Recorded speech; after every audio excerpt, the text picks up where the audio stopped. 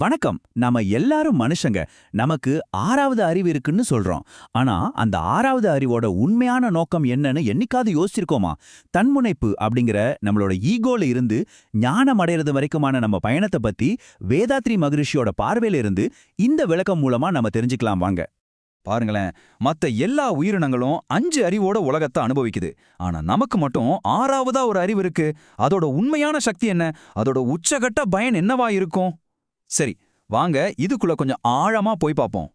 நம்மளோட ஆறாவது அறிவோட வேலை சும்மா அந்த உலகத்தை அனுபவிக்கிறது மட்டும் இல்ல, அதையும் தாண்டி முதல்ல நம்ம மனசை புரிஞ்சுக்கிறது, அப்புறம் நமக்குள்ள இருக்கிற அந்த உயிர் சக்தியை உணர்றது, கடைசியா இந்த எல்லாத்துக்கும் மூலமா இருக்கிற அந்த தெய்வீக நிலையை அறிஞ்சுக்கிறது தான் அதோட உண்மையான நோக்கம். நாம ஒவ்வொருத்தரும் தனித்தனி மனுஷங்க, தனித்தனி தீவு மாதிரி நமக்கு தோணலாம். ஆனா இந்த ஓமை எவ்ளோ அழகா விளக்குது பாருங்க. மேல இருந்து பார்க்கும்போது கண்டங்கள் தனித்தனியா தெரியலாம். ஆனா கடலுக்கு அடியில எல்லாமே ஒரே நிலப்பரப்பு தான். அதே மாதிரி தான் நம்ம ஒவ்வொருத்தரோட உணர்வும் அந்த பிரபஞ்ச உணர்வோட ஆழமா இணைக்கப்பட்டிருக்கு. அப்போ ஒரு கேள்வி வருது, நம்ம எல்லாரும் உள்ளுக்குள்ள ஒண்ணுதான்னா பின்ன இந்த நான் வேற நீ வேற அப்படிங்கிற பிரிவினை உணர்ச்சி எங்கிருந்து வருது?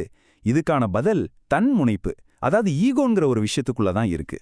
இதுதான் ரொம்ப முக்கியமான பாயிண்ட். நம்மளோட உணர்வு நம்மளோட இந்த உடம்புக்குள்ளேயே சுருங்கி இதுதான் நான்னு நினைக்க ஆரம்பிக்கும்போது ஒரு சுயநலமான பார்வை உருவாகுது.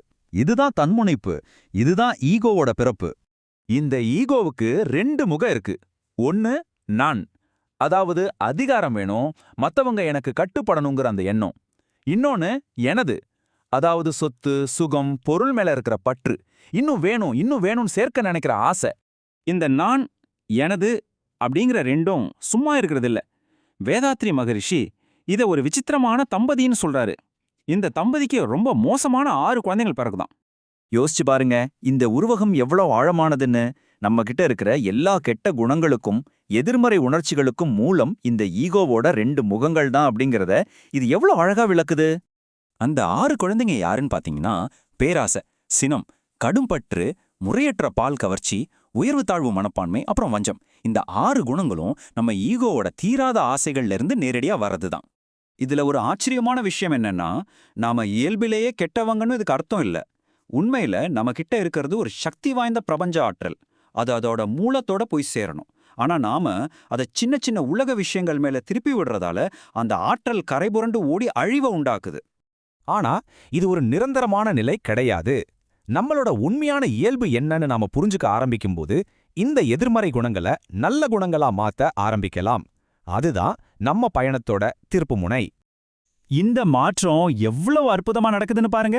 அந்த தெய்வீகத்தோட நமக்கு இருக்கிற தொடர்பை நம்ம புரிஞ்சுக்கும் போது பேராசை நிறைமனமா மாறுது, சினம் பொறுமையா மாறுது, கடும் பற்று ஈகையாகவும் வஞ்சம் மன்னிப்பாகவும் மலருது. சரி, இந்த மாற்றம் எப்படி நடக்குது? அதுக்கு ஒரே வழிதான். அந்த நான்கிற எண்ணம் கரையணும். இந்த உடம்பு இந்த சமூகத்தோட ஒரு தயாரிப்பு. நம்ம மனசு அந்த பிரபஞ்ச உணர்வோட ஒரு துளின்னு நம்ம உணரும்போது இந்த மாற்றம் தானா நிகழும். இப்போ நம்ம பயணத்தோட இறுதி கட்டத்துக்கு வந்துட்டோம். அது என்னன்னா, நாம எங்கிருந்து வந்தோமோ அந்த மூலத்துக்கே திரும்ப போறது. இந்த ஒரு உருவகம் நம்மளோட முழு பயணத்தையும் விளக்கிடுது. ஒரு ஆறு எப்படி கடல்ல இருந்து வந்த நீரால உருவாகி திரும்ப கடலையே நோக்கி ஓடுதோ அதே மாதிரி தான் நம்ம உணர்வோம். அது எங்கிருந்து வந்துச்சோ அந்த எல்லையற்ற மூலத்தை நோக்கியே பயணம் செய்யுது. இந்த விளக்க தொகுப்பு உங்களுக்கு பிடிச்சிருந்தா மறக்காம gravity God spiritual reality YouTube சேனலுக்கு சப்ஸ்கிரைப் பண்ணுங்க. ஆக முக்கியமான விஷயம் இதான். இந்த பயணத்தை பத்தி புரிஞ்சுக்கிறது முதல் படி. ஆனா அடுத்த அடி எடுத்து வைக்க வேண்டியது நீங்க தான்.